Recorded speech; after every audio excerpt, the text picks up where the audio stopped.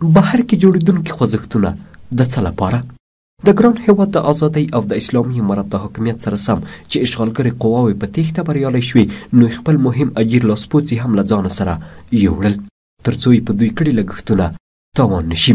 او دوی د خپلو شومو مقاصدو لپاره وکاروي، چې د همدې شومو هڅو په لړ کې له افغانستانه د تښتېدلو لاسپوڅو یو وار بیا په بېلابېلو نومونو راټولول او مطرح کول هم شامل دي. په دې وروستیو کې په رسنیو کې هره ورځ د یو نوي خوځښت او ګوند خبرې ښکته پورته کېږي چې په بهر کې جوړېږي، خو دا خوځښتونه نه ګډونوال لري، نه اثر لري او نه یې هم څوک په کیسه کې دي. دا خوځښتونه د خپل کاذب موجودیت د اعلان سره سم په هېواد کې د غیر متمرکز نظام غوښتنه هم کوي، چې دا اصلا د افغانستان د دښمنانو خواهش دی چې د خپلو مزدورانو په واسطه یې مطرح کوي، ځکه چې افغانستان کې د متمرکز او مرکزي نظام په شتون کې اتفاق، امنیت، عدالت او د افغانستان ارضي تمامیت تر ټولو په ښه توګه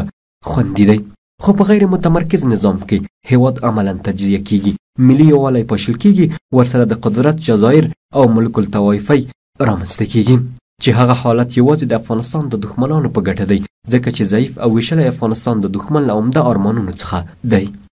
د تیر 20 کلن اشغال پر مهال هم لسګونه ګوندونه او خوځښتونه منځته راغلي وو، چې د هر یو تر شا د یوه استخباراتي سازمان لاسونه او غوښتل یې د همدې خوځښتونو له لارې په ګران هېواد کې خپلې شومې موخې تعقیب کړي.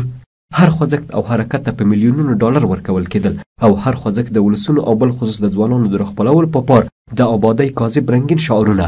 ورکول، خو په حقیقت کې د دښمن خدمت کاوه او د ځوانانو له سپېڅلو احساساتو یې غلطه استفاده کوله. مګر هماغه وخت هم د ولسونو له لورې رامنځته شوي خوځښتونه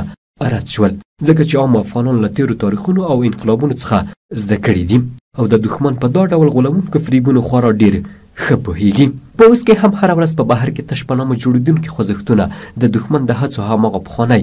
تسلسل دی، خو بیا به هم هېڅ افغان د بهرنیو د مغرضانه موخو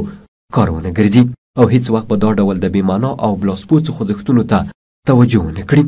لکه څنګه چې وړاندې یادونه وشوه چې د دا ډول جاسوسو خوځښتونو تر ټولو لوی هدف د ځوان کهول احساسات راخپلول وي، د همدې له امله باید ځوان ویښ او بیدار واوسیږي، د دښمن په لومو کې ونه نښلېږي، خپل مسؤلیت او رسالت وپېژني، د هیڅ کوم جعلي او پردیپال خوځښت د ملاتړ تصور ونه کړي او خپل ټول پام د خپل مبارک دین او خپل ګران هېواد ساتنې او خدمت ته واړوي. لکه څنګه چې د مبارک دین او د ګران هېواد په خلاف جنګېدونکي لښکرې د ماتې سره مخ شوي، همداراز به د خوځښتونو په ګډون د دین او هېواد د دښمنانو ټولې حربې له شرمېدلي شکست پرته بل انجام ونه ویني.